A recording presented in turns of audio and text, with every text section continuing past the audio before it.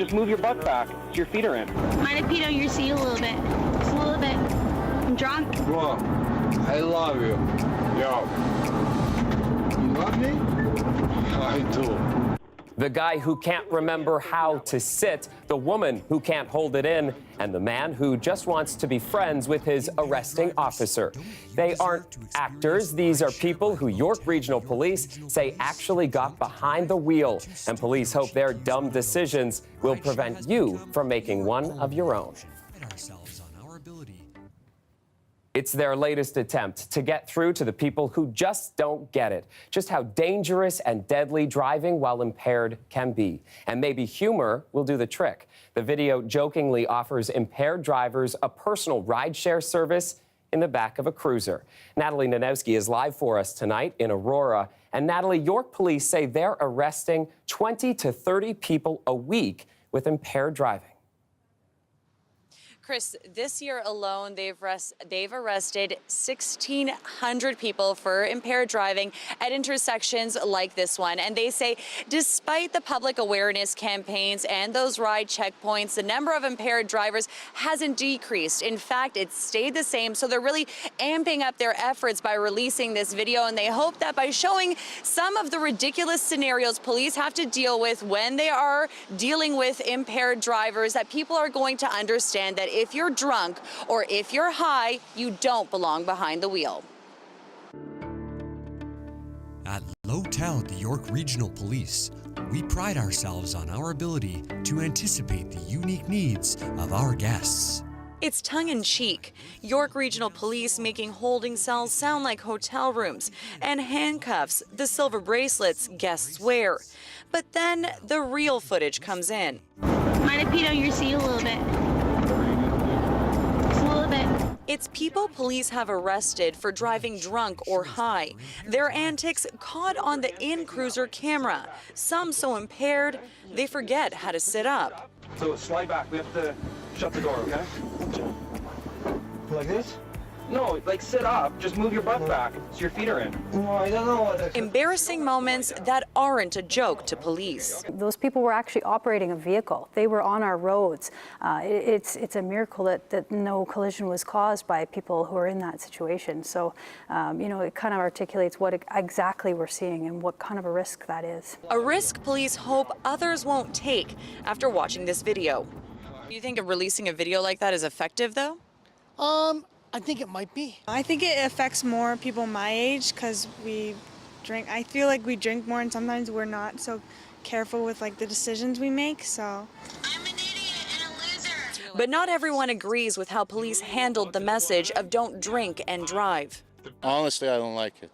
It's like the guy is drunk, like he's hammered. Like, what's the point of taking a shot of him? Like, you know, need a treatment, need someone professional to talk to them. Even so, police hope it gets people talking. You know what, you're going to a New Year's party, hey, let's watch this video York put out, and let's now talk about it. We're going to take that awkward piece right out of it and say, hey guys, on this topic, how are you getting home? Police want to remind the public that there's transit, there's Uber, and there's just no excuse. If anybody's saying to themselves, oh, there's cost associated with taking an Uber, well, the cost associated to the consequences of the impaired driving, if you're caught, you're going to be losing your license. You're going to have to take transit every single day because you have no license and no vehicle. So, you know, you have to think about those pieces. And I think people are failing to connect themselves with those consequences. So not only are you going to be losing your license if you're caught driving under the influence, police say that they're also going to be putting your name out online. They say this isn't a form of public shaming because they release the names of other people charged with other offenses, and they say that driving impaired is just as serious. Now, we spoke with the CEO of Mothers Against Drunk Driving, and he told us that he commends police for taking such a realistic approach to deal with this situation. Police also told us, Chris, that they are releasing this video right before New Year's to get people talking, but they still say there are going to be a lot of checkpoints out on the streets that night to make sure everyone gets home safe. Absolutely. Thanks for this tonight, Natalie.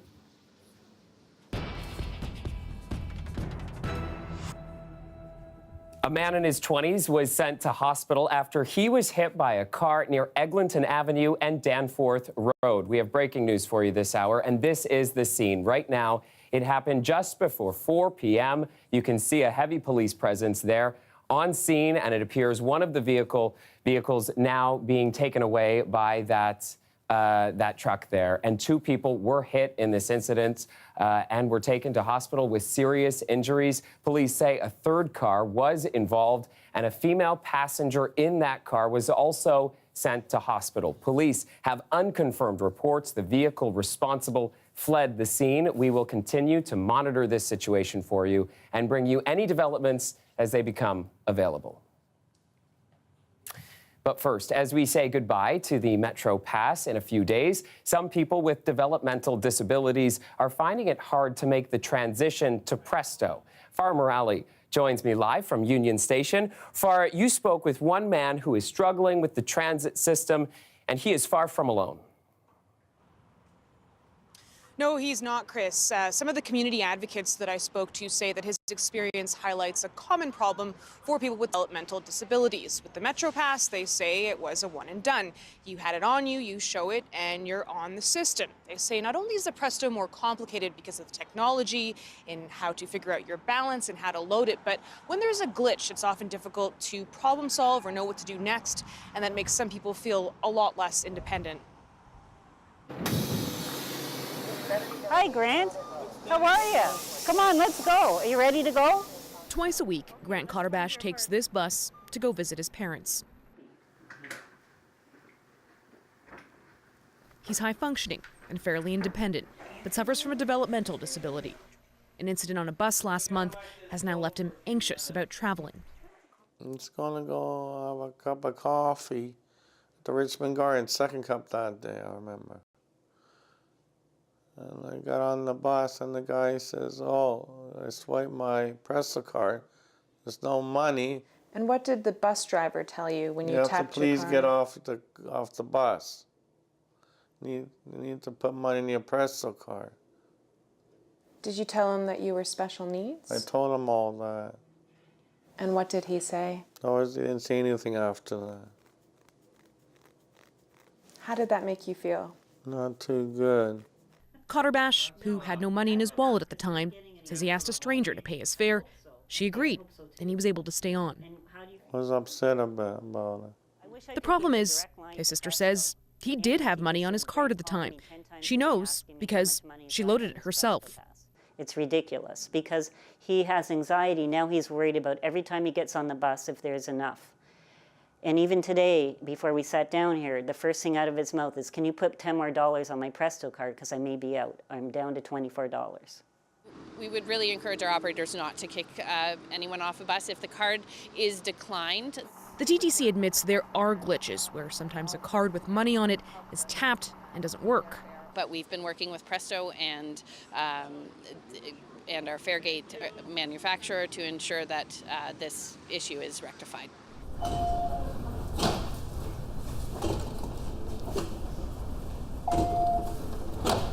Community Living Toronto offers support for people with developmental disabilities. It says it hears stories similar to Grant's.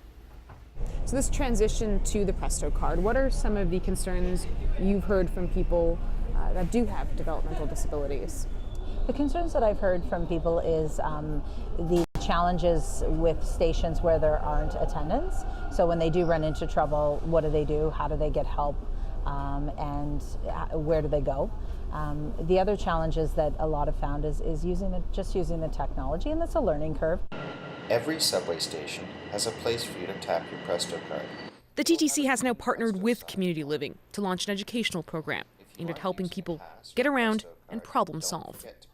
It really works with the individuals to make sure that they do understand the change, they understand the differences, and more importantly, they know how to problem solve and how to ask for help. You're going to take the 20 grand? Yes, it goes on my Presto card. For now, Shelley says the only thing she can do is make sure her brother always has money on his card and hope if another glitch happens, a driver will have more compassion.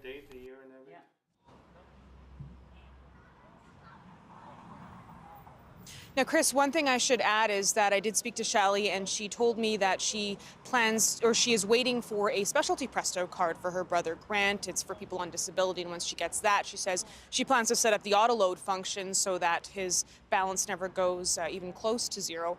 One more thing to add is that another concern we heard from advocates was this issue of when you tap your card, you don't see the balance. It's either accepted or declined, and that makes it difficult for some people with developmental disabilities. When I spoke to the TTC, they did tell me that they are exploring the option of putting that balance on the screen, which would of course make things a lot easier for everyone, including Grant Cotterbash. Okay, thanks for this tonight, Farah. Toronto police have charged a teen in connection with a shooting near Jane and Finch yesterday.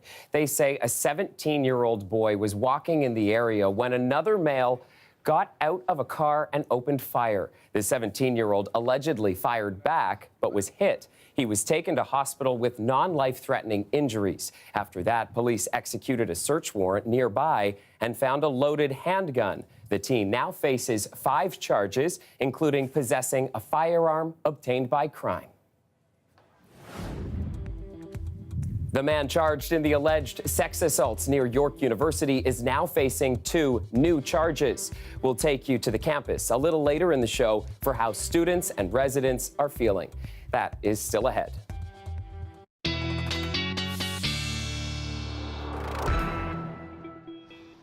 It was certainly a little rainy today, but that's a fine exchange for the kind of temperatures we saw today, right? They soared into the double digits, and lots of people got out to enjoy it. Many of them packing the rink at Nathan Phillips Square, jackets open, toques and mitts off. Certainly not weather for mitts and toques. Hey, no, Janine? I double-checked to see if we broke any records today, or we set some new records. We didn't. The last time we saw like really mild temperatures, the record was back in 1982 at 17 degrees. But we were up there, 12 degrees today, well above seasonal for this time of year. Usually we're hovering around -1. And that's all courtesy of this massive low-pressure system that moved through yesterday, ushering in some southwesterly flow. And so that kept us really mild and warm for today. 11 degrees is what we're sitting at right now. We went up to a high of 12 degrees today. As we head into the overnight, temperatures are going to start to dip. And for tomorrow as well, it's going to feel closer to seasonal. For the overnight tonight, -3 with the winds, it will feel closer to -10. Now, there is a chance of seeing some flurries after midnight tonight. Tomorrow, those will taper off. -2 for the high, feeling like -9 with the wind chills under mostly cloudy skies. We can see some sunny breaks as well.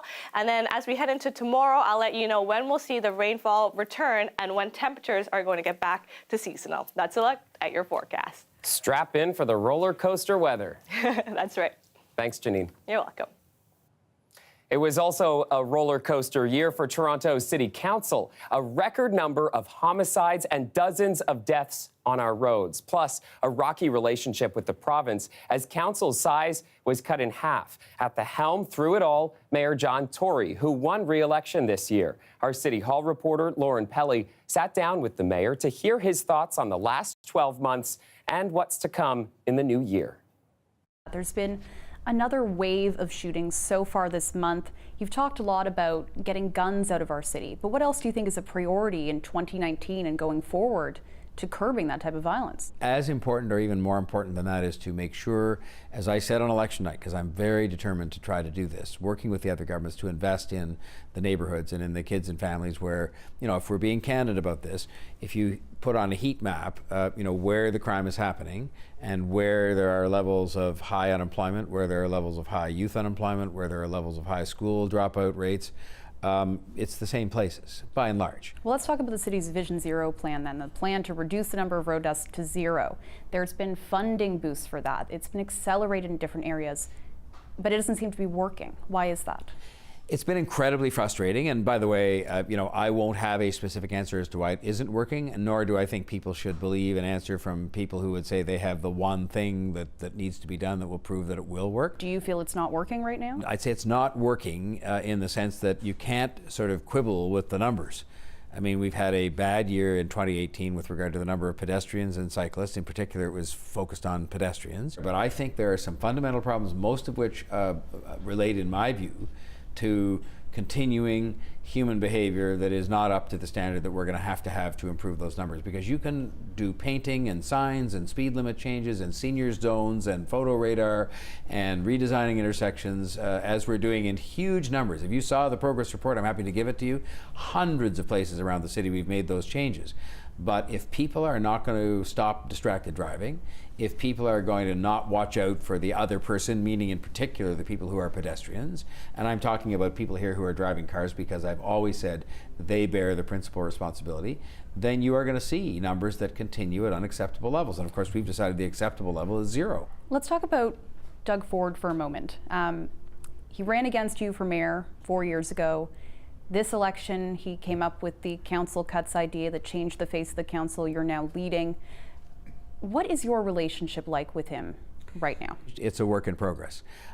People think that, there's this relationship going on where we're both sitting at our respective desks putting, pins in. I'm putting pins in a Doug Ford doll and he's doing the same to a John Tory doll. That's ridiculous. So there's no doll in your office? There's no doll. It's ridiculous. We have a business-like relationship. We talk. We've met twice only in those formal meetings, but I met only once a month. I've only been back as mayor, for the last 2 months, and before that I was in the middle of an election campaign, and so is he. Do you think there's merit to the concerns that the approach you applied to the council cut situation will be the same approach you apply to the TTC takeover from the province? Because there are people who are saying, we want the province to get their hands off of this. How do you think that's all going to play out? Well, I think that if you look at the vote of the City Council, it was 24-2, I think, in favor of people saying that we would sit down and find out what uploading means, because none of us know, aside from a political slogan, what it really means. And I've been very clear in saying that I would not agree. I would not, say yes to any deal that was not good for TTC riders, TTC employees, and for the people of Toronto. What would you say yes to? What would well, make I don't you know, convinced because that's a good idea? again, I start off from the premise, and I've said it many times, that it often strikes you when you think the status quo, while not perfect, is working okay. This could be a solution in search of a problem. So I don't know what it is. Would anything convince you as mayor that this is a good idea? If it was something that allowed us to retain ownership of the subway, or control of the subway and the TTC transit system, and that we got a lot more money to build transit a lot faster, and that we made changes between us to allow us to build transit, including the relief line, faster, I would certainly want to listen to that. But that's why we're going to the table, to find out what they really have in mind, because we don't know. Nobody does, or they might, but they haven't told anybody, including the public. It's almost 2019. Do you have a New Year's resolution for the city as mayor? I think we've just got to keep reminding ourselves that we mustn't let ourselves drift in the direction of, cities that have become big and rich and powerful, but really are not the kind of place to live that we would pride ourselves on the most. And I think that's very basic human behavior. What is it we're told when we're kids? The golden rule: do unto others as you would have them do unto you. And if people just followed that every day, put their behavior through that lens, I think that would make a bigger difference than all the government programs you could muster, because that's about how we live together here. As the city becomes bigger and bigger and bigger and more diverse, it becomes more complicated to think about that. Treat others as they would treat you, as you would want them to treat you. A good message for all of us. And Governor General Julie Payette took to the cross-country trails in the National Capital Region to deliver a message of goodwill to all Canadians at year's end. As we head to break, here's part of her New Year's message. Truly, 2018 has been an unforgettable year. We live in a complex, ever-changing world. We share a magnificent planet, our common spaceship, planet Earth. We are privileged to live in this vast, beautiful country, Canada. So let us celebrate our good fortune and remember our shared values of openness and tolerance. In this season, let us reach out to those in need, care for those around us, and let's take time, always, to appreciate our loved ones and our communities, for they are most precious. Happy New Year, Canada.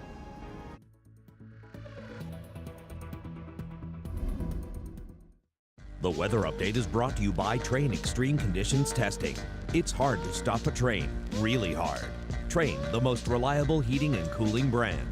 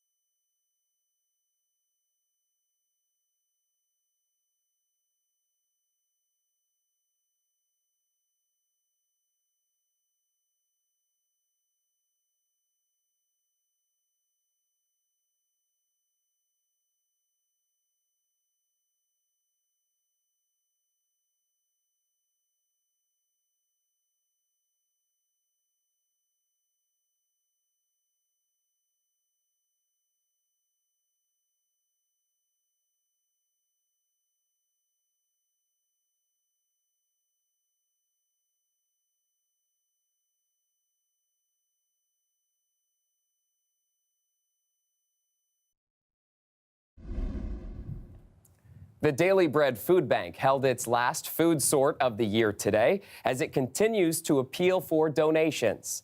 About 500 volunteers showed up to help out today, giving some of their holiday time to those in need. And Daily Bread will take all the help it can get. With just 3 days left in the year, it's falling short of its fundraising goals. We have almost hit the food goal for the year. The fundraising goal, we're not quite there yet. We're about 75% of our way to a $4 million annual holiday drive.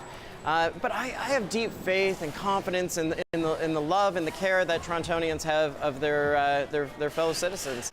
Food donations are important, but cash donations can actually help the food bank buy more food cheaper because it can buy wholesale. It also helps get fresh produce into the hands of those who need it. And along those lines, CBC's Sounds of the Season is all about helping out local food banks, and it continues until the end of the month. So far, you've helped raise more than $681,000, plus more than 17,000 pounds of food. And you can donate in person here at CBC or online at cbc.ca/sots. After an up and down week, here's a look at where the markets closed for the week.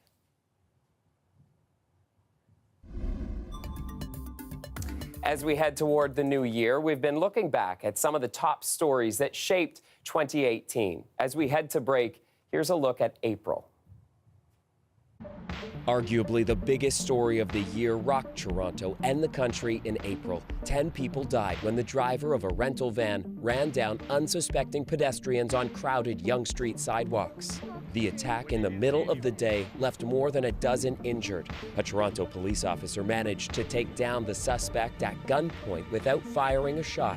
25-year-old Alec Manassian from Richmond Hill was charged with 10 counts of first-degree murder and 16 counts of attempted murder.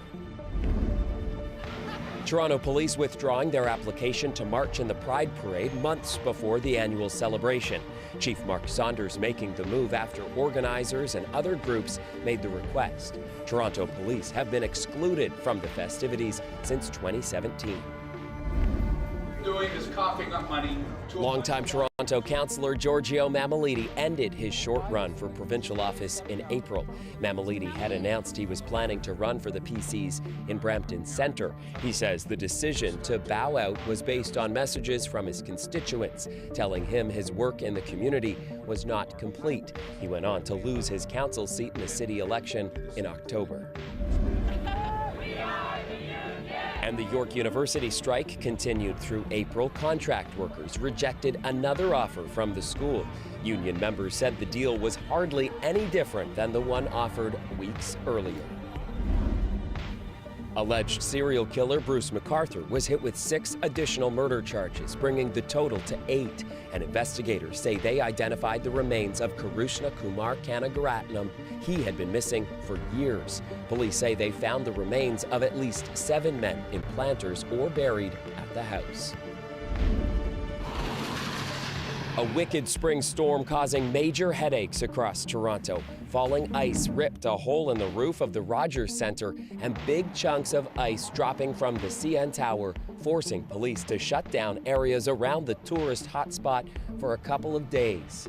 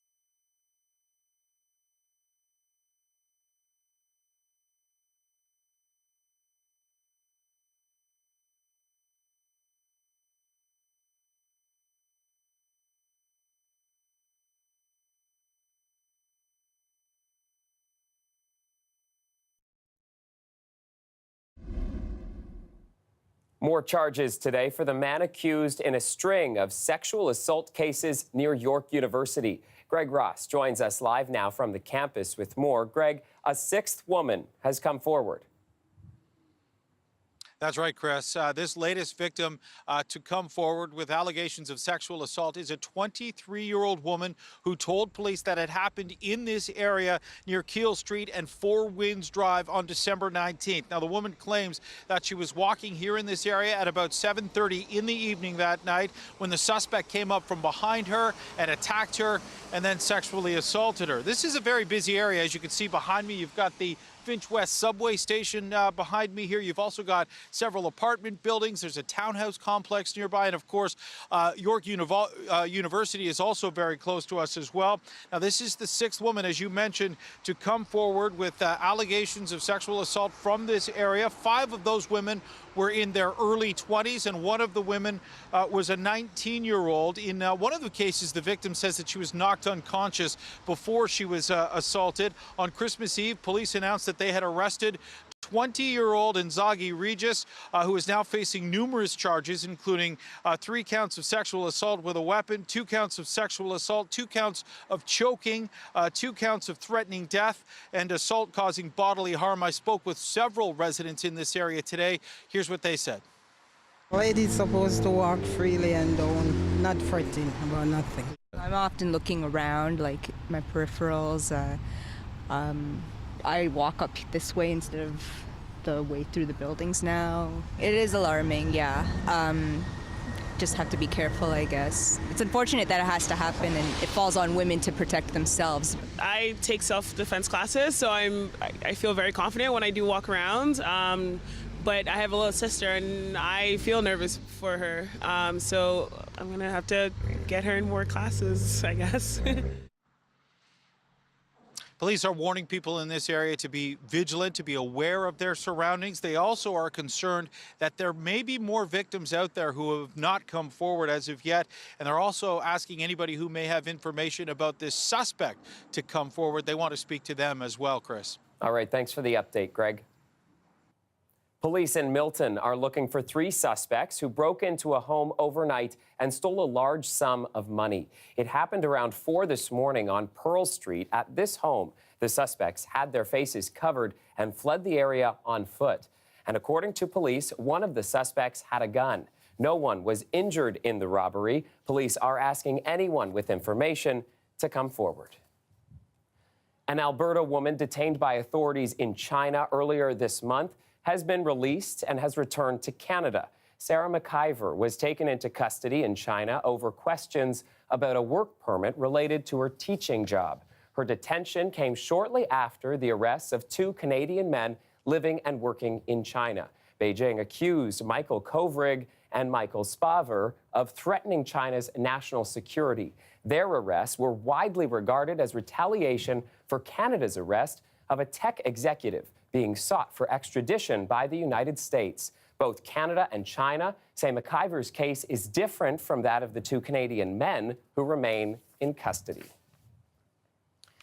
One of the fathers of the first gay couple in Canada to legally co-adopt a child has written a book about the experience. Peterborough's David McKinstry fought for years to adopt a child. He even won his fight in court, but his family's fight with homophobia in the community lasted much longer. His groundbreaking story has been profiled many times, including in a photo essay from the National Film Board. And today, he was on Metro Morning with guest host Michael Serapio talking about his new book, Rebel Dad. I had people, licensed social workers, asking me if I was, you want to adopt a little boy? Are you trying to home grow your own play toy? Those were some of the questions that we had that we encountered. And again, the indignity of those questions at a time when there were so many children needing homes. And the homophobia embedded in that question. Oh. This idea that if you're gay, you're necessarily a pedophile, which is far from true. Well, it's not. As we all know, 97% of pedophiles are heterosexual men who know their victims. So it was crude comments to make back then. I went to India in 1998 to meet up with the 18 approved orphanages in Delhi that Canada would allow adoptions to occur with. And on the 18th orphanage that I met, Mohini Raghunath, who was the orphanage director, and she looked into my eyes after an hour and she said, "Go home, wait for my call, and I will find you a son." And 3 months later, to the day, she called me and she said, "We have a little boy. He was found clutching the corpse of his mother in a back alley. If you want him, he's yours." And she didn't have to ask twice. We got a call from the Children's Wish Foundation one Friday afternoon in August of 1998 asking if we had a room. And we had just had a cancellation that morning, and they said, "We have a woman at the airport. The American authorities will not allow her to fly over American airspace because she has AIDS." And they were trying to send her for one last holiday to Disneyland with her 4-year-old son. So we said, "Send her up. She can have the room." So she arrived, and that evening we're sitting around the table. There must have been 25 people, many of them having been there before, saying, "How's the adoption with Nicholas going?" And she later asked me, "So you're adopting from India. Aren't you afraid of leprosy or AIDS?" And I said, "Not really. He might as well have our blood in his veins." And the next morning, over coffee, she grabbed my arm and she said, "I wasn't able to sleep last night. I now know why God didn't let me get on that airplane. I was meant to come here and ask you and Michael to adopt my son and make him a little brother to your boy in India. Will you take my son?" And she didn't have to ask twice. When you put that child in your arms, it doesn't matter by what womb it was born. That child is your child. His 2 sons are now in their 20s, and he is hoping his book will help encourage others to consider adoption. I was thinking it's the end of the world. There was some sort of UFO or something. The sky over New York lit up blue last night, and then so did social media. So what was it that caused this eerie sight over the city that never sleeps? We'll have that for you in just a few minutes. With the year coming to an end, it's time to look back, and that's exactly what our film critic Eli Glasner has been doing. After all that time sitting in the dark, he's whittled the list down to his top 3 films of the year. So here they are, beginning with number 3. You have no idea, do you? Or did you choose not to know? This comes from Steve McQueen, who can be a remarkable filmmaker. 12 Years a Slave and Shame and Hunger. Typically, his movies, they kind of force you to look at things. They can almost be confrontational. But here's the secret sauce of Widows. He's working with screenwriter Gillian Flynn. So on the one hand, you have this amazing crime story with the twists. My husband left me the plans for his next job. All I need is a crew to pull it off. But because it's also Steve McQueen, you have a portrait of America today. You have a city, Chicago, split in terms of crime and class and race. It is a visceral thrill ride. My name is Miles Morales. I'm the one and only Spider-Man. Spider-Man Into the Spider-Verse, a movie that shouldn't work and works so incredibly well. This is from a small army of directors and writers and hundreds of animators. Yes, this is an animated spider film. And then the plot is about multiple Spider-Men, Spider-Women, a Spider-Pig. It can get weirder. All congregating on Brooklyn to help Miles Morales, a new Spider-Man, save the day. This is the comic book cartoon of my dreams and the Spider-Man we need today.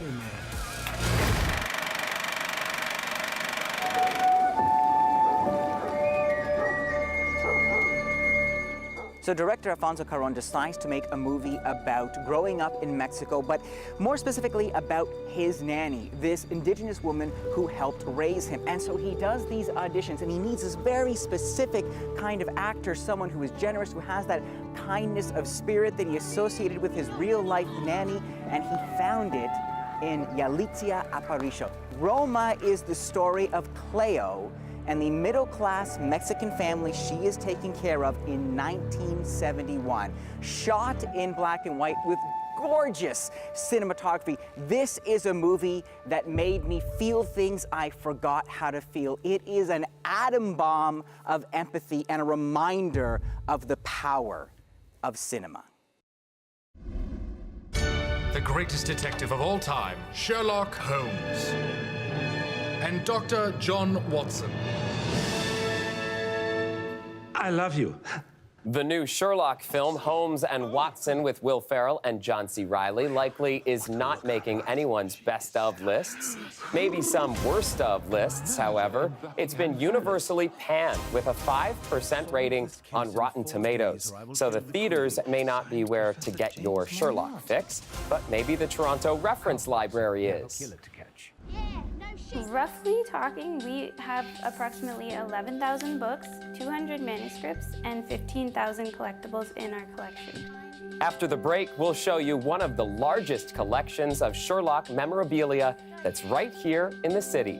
Stay with us. We're back in just a few minutes.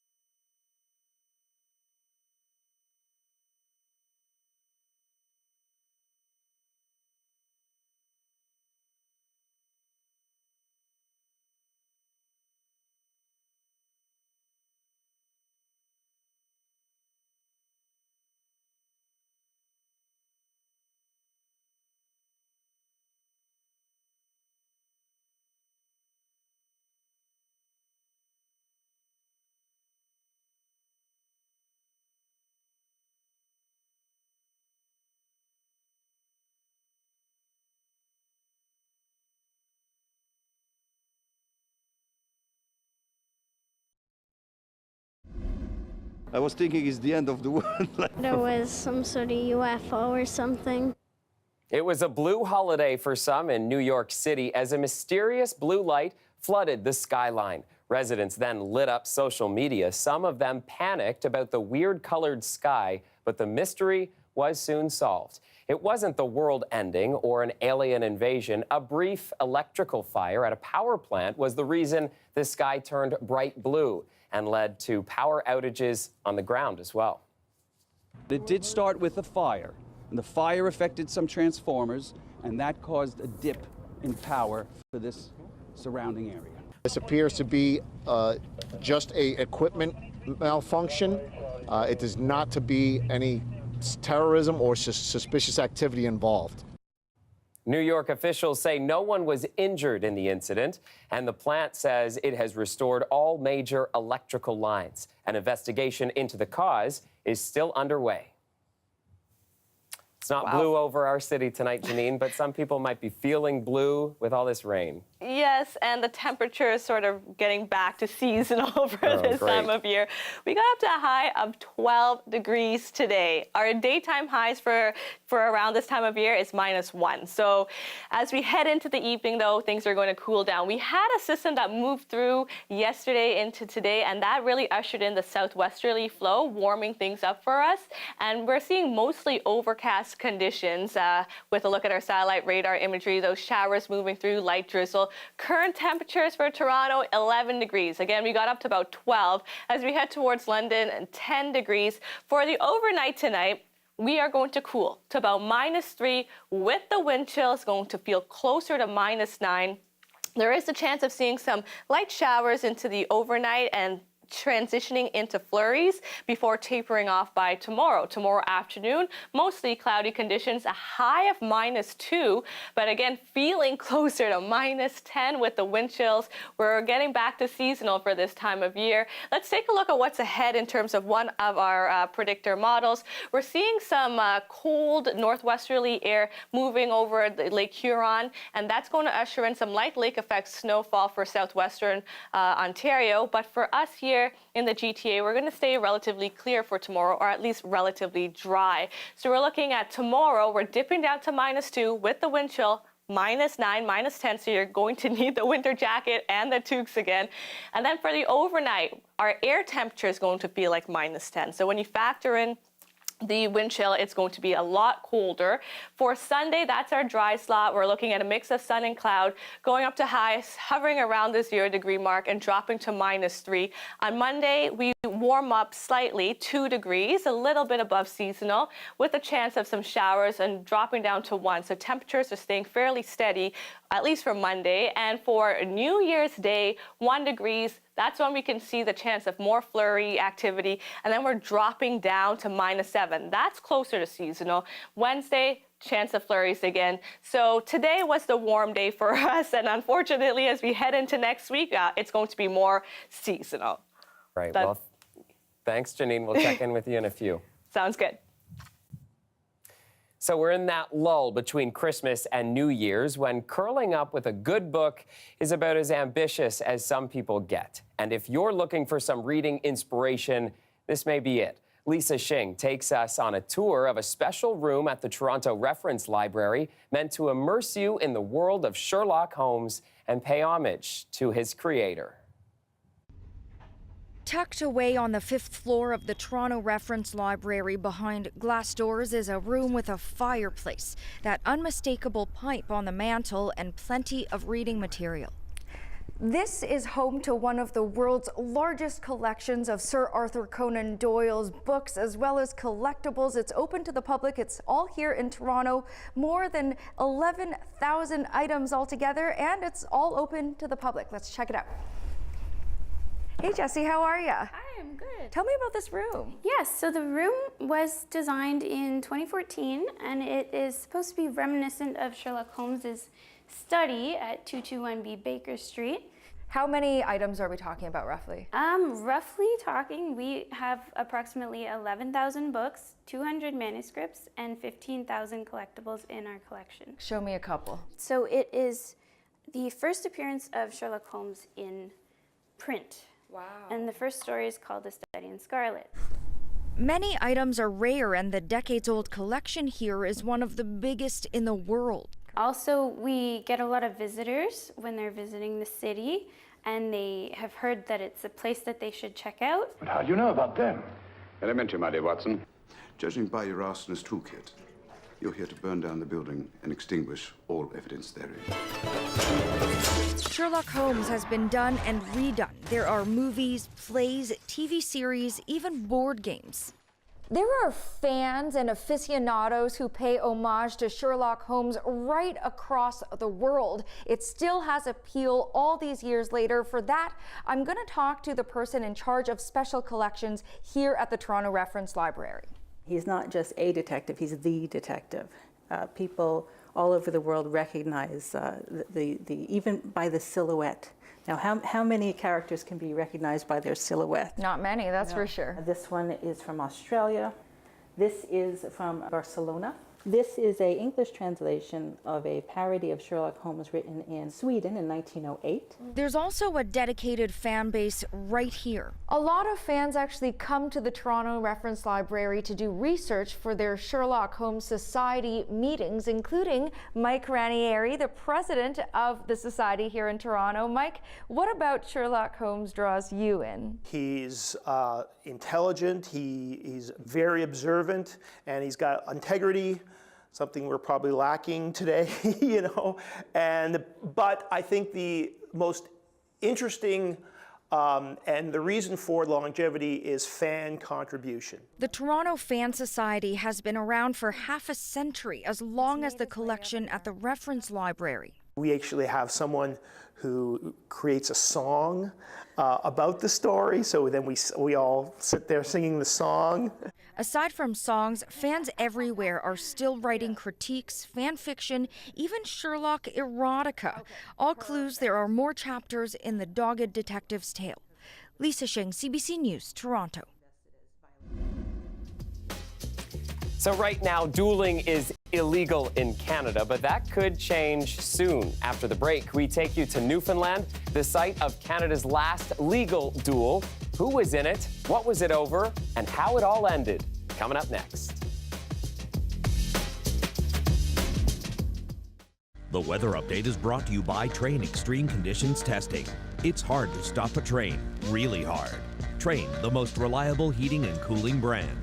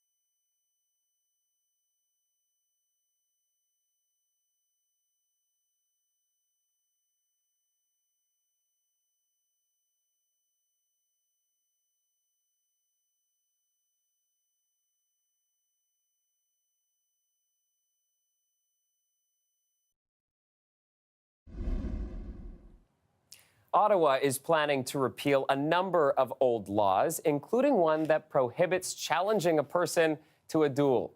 As Chris O'Neill Yates tells us, Canada's legal last duel was in Newfoundland, and it ended with more than one surprising twist. In 1873, St. John's was still a frontier town, a population of about 25,000. There, on a hot August day, the blood of two residents, longtime friends, boiled in rivalry. So on this very site was the last duel in Newfoundland, 1873, and so you had a fellow Din Dooley and Augustus Healy, and both were smitten by this very same woman. These are two dueling pistols from Newfoundland. It's the last Downstairs in the vault of the Provincial Museum, curator Maureen Power brings out a set of dueling pistols. Power says these are likely the very same ones Healy and Dooley would have used, borrowed for the occasion. So Dooley and Healy chose their best friends as seconds to ensure the duel went off properly. But their friends had other ideas. Those two fellows, Bradshaw and Allen, just looked at them and they recognized a lifelong friendship, and they said, let's see if we can salvage it. And so what they did, they took the pistol balls just before the duel, removed the balls. But neither Dooley nor Healy knew what their friends had done. They both turn, they both shoot at the same time, and then Dooley faints. He just fainted of fright. And then Healy just stood there, and he was immediately remorseful because he thought he'd killed his friend. And so they removed themselves, and in the newspaper accounts, they went to the higher levels of St. John's, to a Casey's farm, and that's where they had fisticuffs. Healy won, knocking Dooley out.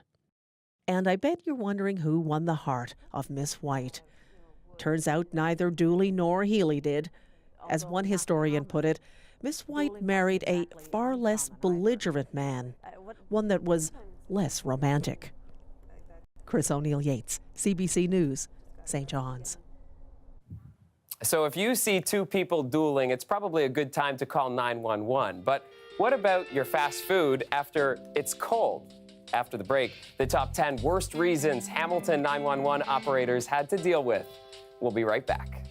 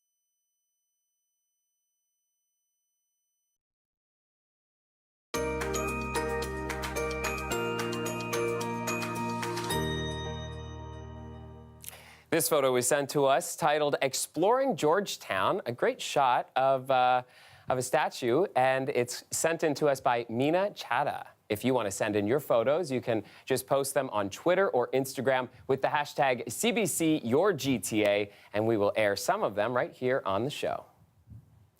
Hamilton police have released their top 10 non-emergency 911 calls from this year, and in no particular order, they include checking to see the time, reporting a hacked Facebook account, assault by a humping dog, reporting a sick cat, asking if the beer store is still open, 911 calls, remember, a noise coming from a light bulb, a cat in front of the house, when Canada Day fireworks are set to take place, a discrepancy in retail pricing, and then maybe the best one of all, cold McDonald's food. If that doesn't infuriate you, I don't know what would. My favorite 911 call that was a non-emergency came from the OPP. They released on it a couple days ago, asking people not to make calls from this, Janine.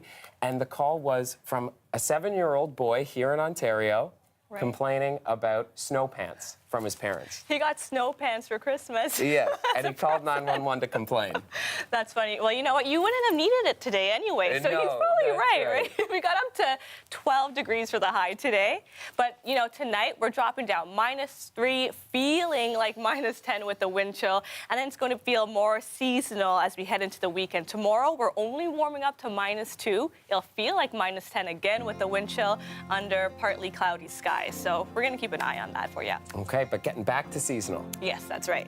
Thanks, Janine, and thanks for watching our show tonight. Talia Ricci is up next at 11 o'clock.